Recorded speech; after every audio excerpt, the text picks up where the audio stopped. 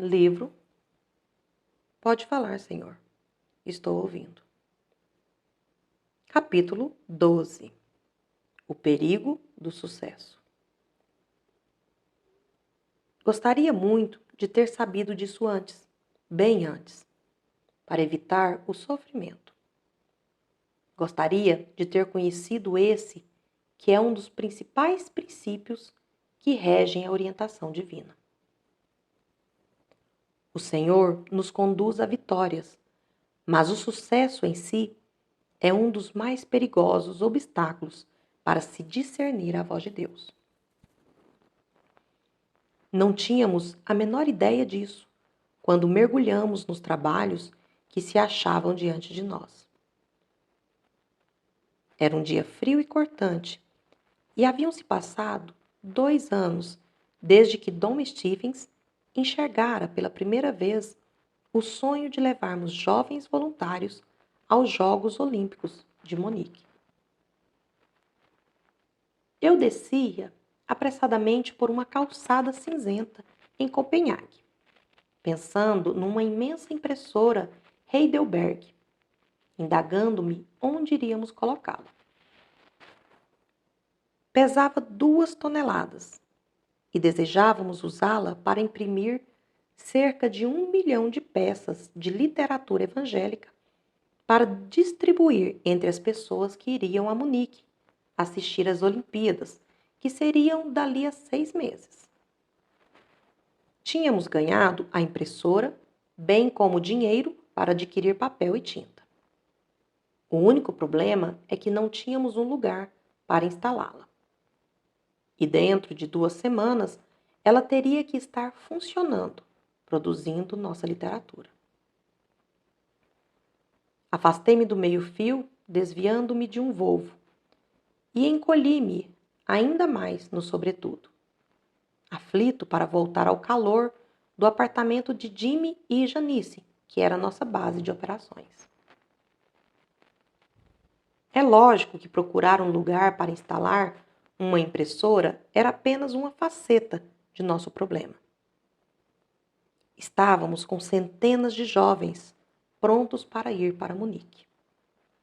Dom havia reconhecido que tinha sido excessivamente modesto ao falar que deveríamos contar com 200 jovens. Após fazermos um trabalho de recrutamento nos Estados Unidos e Canadá, África do Sul e Europa, estávamos com quase 1.000 voluntários.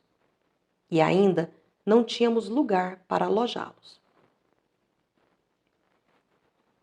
Dom já fora a Munique diversas vezes à procura de acomodações.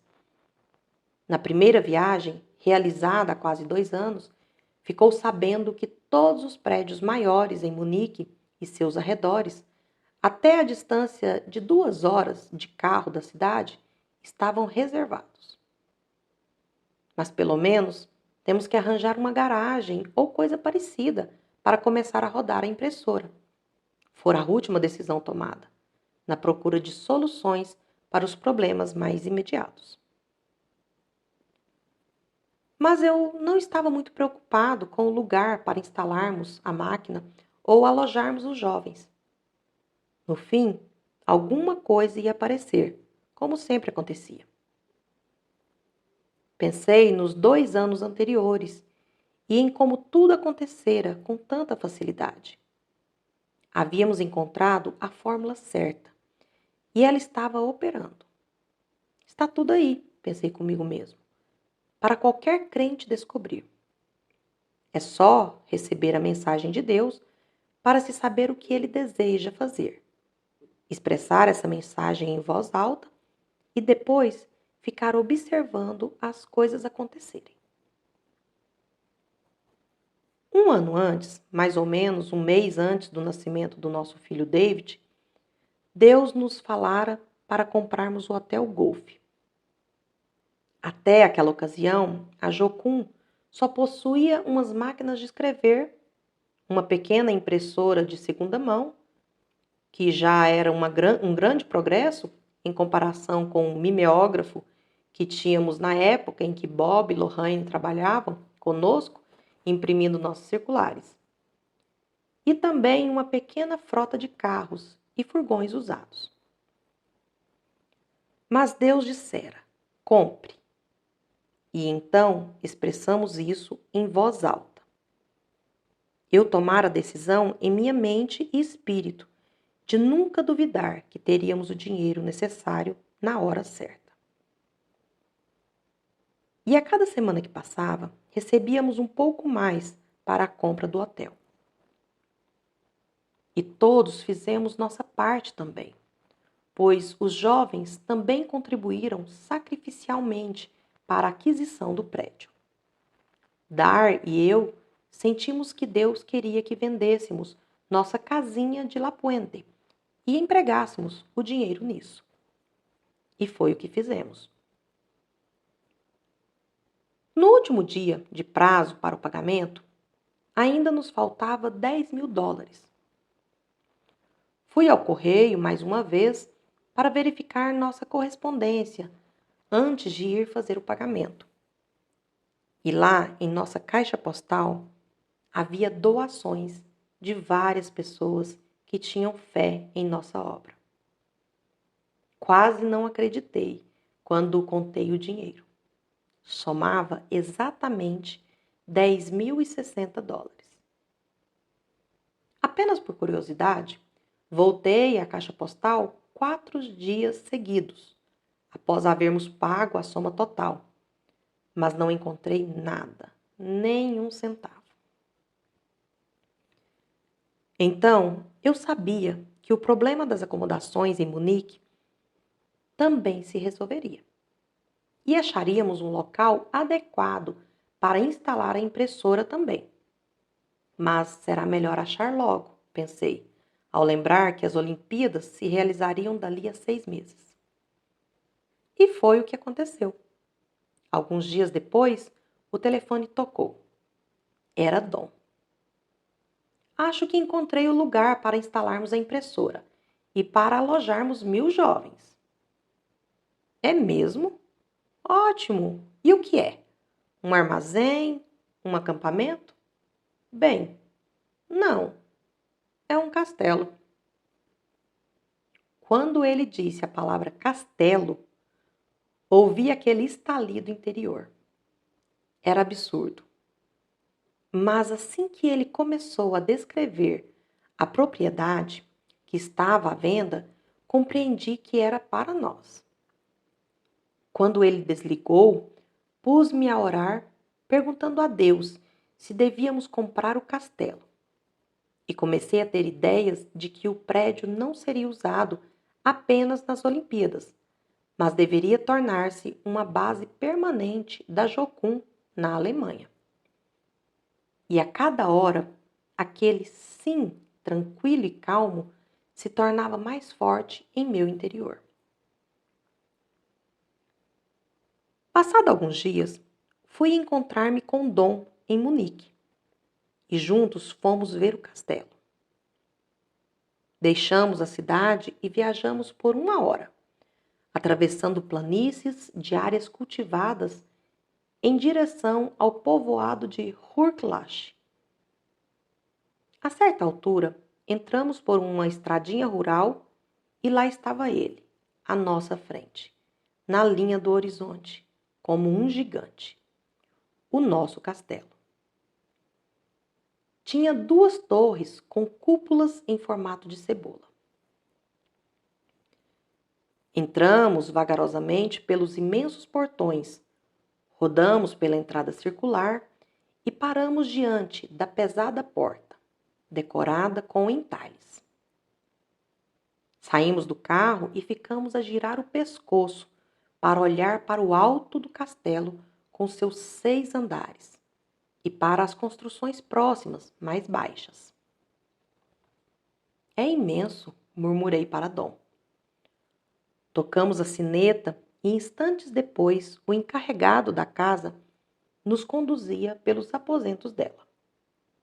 Desde a masmorra até o sótão, estava praticamente novo. Fora construído no século XVI, mas o atual proprietário, um grupo que prestava serviço social a crianças, havia modernizado o prédio, tendo gasto provavelmente o dobro do preço pedido. Havia acomodações para 300 pessoas, quartos de dormir e banheiros, mas com um sótão tão espaçoso e 2 acres de terra ao redor, calculei que poderíamos alojar ali, temporariamente, bem mais de 300. Dizíamos que precisávamos de uma garagem, e aí está ela, disse Dom rindo. Veio acompanhada de um castelo. Caminhamos rapidamente para uma construção adjacente para ver a garagem. Comportaria bem a nossa Heidelberg. E ali atrás, falei, podemos armar a barraca para as reuniões de treinamento dos jovens. Voltamos a Munique acompanhados de um intérprete. Reunimos-nos com os proprietários e apresentamos a proposta de compra, de acordo com a orientação que eu cria que Deus me havia dado. Concordávamos em dar uma entrada dentro de uma semana e depois faríamos outro pagamento no final de agosto, que seria já bem no meio das Olimpíadas. Saímos dali com as chaves do castelo. Fora tudo tão fácil. Dentro de uma semana, recebemos o dinheiro da entrada, proveniente de diversos crentes europeus. Nossa fé estava em maré alta. Alguns dias depois, nossa impressora foi instalada no castelo, em Hurklash, e nossos impressores se puseram logo a imprimir a mensagem do Evangelho em alemão, inglês e francês. A princípio, parecia que aquela ideia não provinha de Deus. Aconteceu pouco depois de Dom haver se mudado para o castelo, em março de 1972, 4 meses antes do início das Olimpíadas. Eu estava fazendo uma viagem pelo Pacífico, conclamando jovens para participarem de nosso esforço evangelístico em Munique. E viajando de um país para o outro, preocupado com isso, estava totalmente desprevenido para o que Deus ia me dizer. Em parte, porque o que disse não tinha nada a ver com as Olimpíadas. Mas ele já estava nos preparando para eventos que ainda iriam ocorrer bem no futuro. Estava num voo de Seul para Hong Kong. E a comissária de cabine acabara de retirar a bandeja do almoço. Voávamos para o sul, sobrevoando o Mar Amarelo. Ergui o tapume que encobre a janelinha do avião e vi, à distância, meio envolta em brumas, uma faixa de terra que achei que deveria ser a China continental. Devíamos estar passando perto de Xangai, calculei. E está ali em algum ponto dessa paisagem indistinta. De repente, a voz de Deus quebrou o fio de meus pensamentos. Está na hora de começar a procurar o navio. Fiquei espantado. És tu mesmo, Senhor? A pergunta brotou automaticamente. Desde que tínhamos vivido a experiência das Bahamas com o furacão Cleo, eu havia compreendido que nossa missão teria 2 facetas: amar a Deus e auxiliar as pessoas. E um navio seria um instrumento perfeito para as realizações de ambas. Mas a ideia me deixava aturdido. Imaginava o imenso trabalho que implicaria na posse de um navio. Arranjar uma tripulação capaz, tomar providências para atender às exigências internacionais para a navegação, levantar os fundos suficientes para manter um navio-socorro em funcionamento e bem provisionado. Senhor, Se és tu mesmo que estás dizendo que já é hora de começarmos, por favor, dá-me a certeza disso, pois precisaremos de muito dinheiro para assumirmos uma missão desse porte. E eu não tinha a menor ideia de como o preço seria elevado. Algumas semanas depois, eu estava na Nova Zelândia, onde falei a um grupo de jovens sobre nosso projeto de Munique. Gostava de voltar sempre a esse lindo país com suas colinas verdes pontilhadas de ovelhas. Ali eu aprendera tanta coisa sobre Deus, conhecera Calaf Moala, Jim e Joy Dawson e tantas outras pessoas que haviam se tornado muito importantes para mim. Já contávamos com um bom núcleo de líderes do trabalho no país. Falei a essas pessoas sobre a experiência que tivera nas Bahamas e depois no avião, quando sobrevoava Xangai. Será que Deus estava nos orientando para adquirir um navio? Reuni-me com mais 5 pessoas para orar. Senhor, precisamos de tua bênção. Tu sabes como será difícil conseguir as pessoas certas para esse projeto, dizia alguém orando. De repente, ouviu-se uma batida na porta. Ligeiramente aborrecido com a interrupção, fui ver quem era. Ali estava um homem de uns 30 anos, com a pele curtida, como a de alguém que trabalha exposto ao tempo. O que deseja, senhor? Indaguei, dando uma olhada para trás, por sobre os ombros, para meus amigos que aguardavam. O homem deve ter percebido que estava interrompendo alguma coisa, pois ao responder foi direto ao ponto. Por que Deus chama para ser missionário um homem que não tem nenhum preparo para isso?